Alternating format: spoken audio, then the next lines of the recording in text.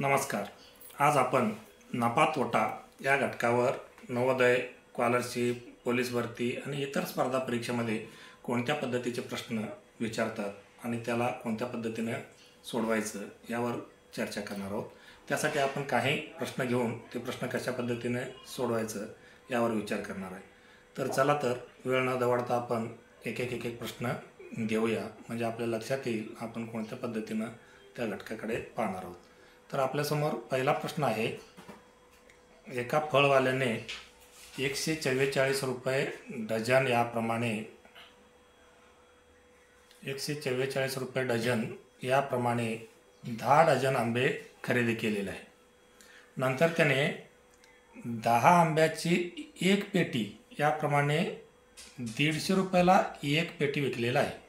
तर त्याला एकूण किती नफा झाला, अशा पद्धतीचा प्रश्न आहे. तर आपल्याला सुरुवातीला काय दिलं आणि काय काढायचं ते समजून घेऊया. अगोदर आपल्याला इथं खरेदी किंमत किती आहे ते काढून घ्यावं लागेल. खरेदी किंमतीचा जर आपण विचार केला तर 144 रुपये डझन याप्रमाणे 10 डझन म्हणजे खरेदी किंमत झालं 144 गुणिले 10 बरोबर 1440 रुपयाचा खरेदी किंमत झालेला आहे. त्यानंतर विकताना काय केलं आहे तर त्याने कितीला विकलं ते काढताना आपल्याला इतर लक्षात घ्यावं लागेल. 10 आंब्याची एक पेटी म्हणजे आपल्याकडे किती आंबे होते, 10 डझन आंबे होते. म्हणजे आपल्याकडे होते आंबे 120. 10 डझन म्हणजे एका डझनमध्ये 12. 12 गुणिले 10 बरोबर 120. आणि पेटी कितीचं तयार केलं आहे, 10चे म्हणजे एकूण पेट्या तयार झालेल्या आहेत 12.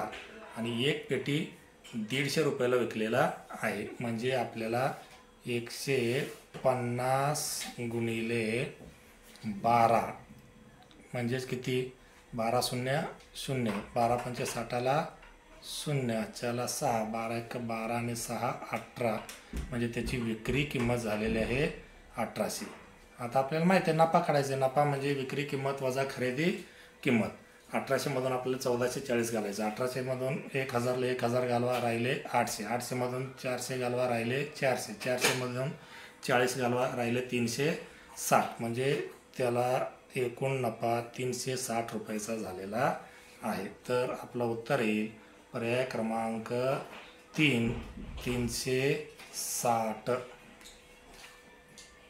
त्याच्यानंतर आपण प्रश्न क्रमांक 2 कडे जाऊया. प्रश्न क्रमांक 2 आहे.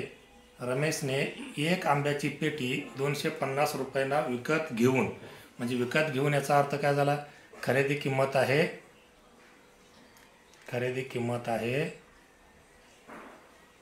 2250 रुपये. खरेदी किंमत आहे 2250 रुपये.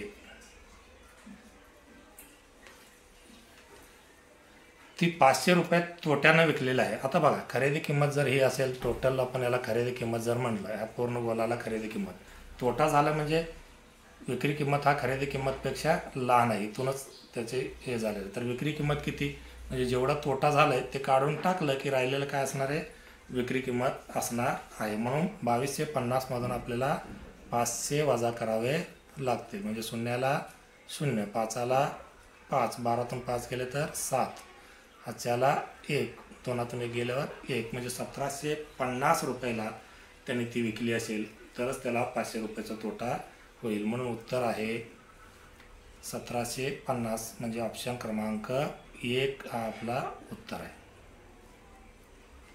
त्यानंतर पुढचा प्रश्न बघूया. विकासने त्याची सायकल 20% तोटा घेऊन 2600 रुपयाला विकलेलं आहे. इथं आपल्याला कन्सिडर करायचं आहे. समजा त्यांनी 100 रुपयाला जर घेतले असेल तर त्यांनी 100 रुपयाला जर घेतले असेल तर तो विकतो की त्याला 20% तोटा, म्हणजे 100ला 20 कमी, म्हणजे 80 रुपयाला तो विकेल. पण इथं त्यांनी 2600 रुपयाला विकलेले आहे. तर विक्री किंमतीच्या खाली विक्री किंमत लिहा. 2600 रुपयाला जर विकली असेल तर त्याने कितीला खरेदी केली असेल. तर इथं आपल्याला सरळ करायचं आहे तिरकस गुणाकार. म्हणजे काय होईल, 2600 गुणिले 100 भागिले 80. 2600 गुणिले 100 भागिले 80. समजा याच्यातलं 1 शून्य याच्याचं 1 शून्याबरोबर कटलेला आहे. हा 10 इथंच ठेवा. 8 1 8, 8 3 24, 2 राहिले, 8 2 16, 8 पंचे 40, याच्यातला 1 गुणिले 10 म्हणजे 1 शून्य वाढवा म्हणजे 3250 रुपयाला त्यांनी ते खरेदी केलेली असेल. म्हणून खरेदी किंमत आहे 3250. म्हणजे आपलं उत्तर येईल ऑप्शन नंबर 1, 3250. पुढचा प्रश्न काय बघा. पुढचा प्रश्न आहे, एक वस्तू 1596 रुपयाला विकल्यामुळे, इथं बघा थोडंसं कंडिशन वेगळं झालेलं आहे. एक वस्तू 1596 रुपयांना विकल्यामुळे खरेदी किमतीच्या 1/7 तोटा होतो. आता पुन्हा तसंच करायचं. इथं आपल्याला समजा खरेदी किंमत आहे, हा जो पूर्ण आहे याला आपण 100% पकडूया खरेदी किंमत. आता विकल्यामुळे तोटा झाला आहे. तोटा झाला याचा अर्थ ते खरेदी किमतीपेक्षा विक्री किंमत लहान असणार आहे, ह्याच्यातलंच गेलं आहे. आणि इथला जो भाग आहे तो आहे 1/7. समजा हा एकूण भाग आहेत 7, त्याच्यातला 1 भाग हा तोटा आहे. म्हणजे राहिलेले भाग किती आहेत? 6 भाग आहेत. याचा अर्थ काय झाला? 6 भाग म्हणजे विक्री किंमत झालेली आहे. तर आपल्याला खरेदी किंमत काढायची आहे. खरेदी किंमतीचे सगळे भाग किती आहेत? एकूण 7 आहेत. मग आपण काय करूया, 1 भाग बरोबर किती ते काढूया. म्हणजे 1596चा हे 6 भाग आहेत. मग 1 भाग काढायला भागिले 6. खरेदी किंमत म्हणजे एकूण किती भाग आहेत? 7. म्हणून खरेदी किंमती म्हणजे गुणिले 7. अशा पद्धतीनं सोडवावा लागेल. हा स्ट्रक्चर लक्षात ठेवा. इथं तोटा झालेला आहे. तोटा हा 1 भाग आहे. एकूण भाग आहेत 7. म्हणजे राहिलेले 6 भाग हे विक्री आहे आणि हा तोटा, आणि एकूण 7 भाग मिळून हे काय? खरेदी किंमत आहे. मग आपल्याला खरेदी किंमत काढायची आहे. मग 1 भाग काढताना आपल्याला 1596 हे 6 भाग आहेत, तर 1 भाग काढताना 1596 भागिले 6 करावा लागेल आणि 7 भाग काढायचे आहेत म्हणून गुणिले 7. आता भाग उडवून टाका.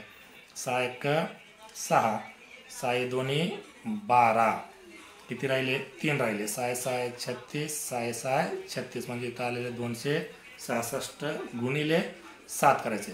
6 7 42ला 2, हातच्याला 4, 7 7 42, 42 आणि 4 46ला 6, हातच्याला 4, 7 2 14, 14 आणि 4 18, म्हणजे आपल्याला खरेदी किंमत भेटेल 1862 रुपयाचा खरेदी किंमत भेटेल. म्हणजे आपला उत्तर असेल 1862. कुठं आहे बघा? ऑप्शन नंबर 4, 1862 हे आपलं उत्तर असेल. तर चला तर आपण पुढच्या प्रश्नाकडे जाऊया. प्रश्न क्रमांक 5 आहे, खरेदी किमतीपेक्षा विक्री किंमत जास्त असल्यास काय होतं? खरेदी किमतीपेक्षा विक्री किंमत जर जास्त असेल तर काय होतं? नफा, तोटा? नफा ना तोटा सांगता येत नाही. नेहमी नफा कधी होईल? विक्री किंमत जर जास्त असेल तर आपल्याला डेफिनेटली नफा होणार आहे. म्हणून याचं उत्तर असेल पर्याय क्रमांक 1. इथं आपल्याला पर्याय क्रमांक 1 नफा हा आपला उत्तर असणार आहे.